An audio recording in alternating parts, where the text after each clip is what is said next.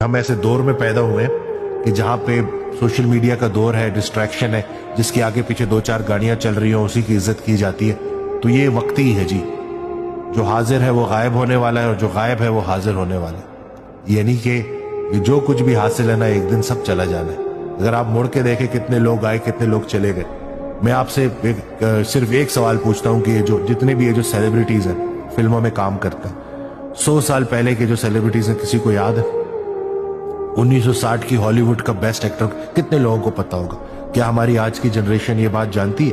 हाँ, लेकिन जिन लोगों ने अल्लाह की नाम की जिंदगी गुजारी, जिन्होंने अल्लाह के नाम पे खर्च किया, जिन्होंने अपनी जिंदगियों में अल्लाह को याद रखा, लोग आज भी उनको याद करते हैं एहतराम और अकीदत के साथ। तो कायम जात से मोहब्बत करो, तुम भी कायम कर दिए जाओगे। ये जिंदगी का धोखा कहीं धोखे में ना डाल दे। और वो शैतान जो खुला फिर रहा है, इस महीने तो बंद है रमजान के महीने में, लेकिन वो आदतें पक्की करके चला गया होता है।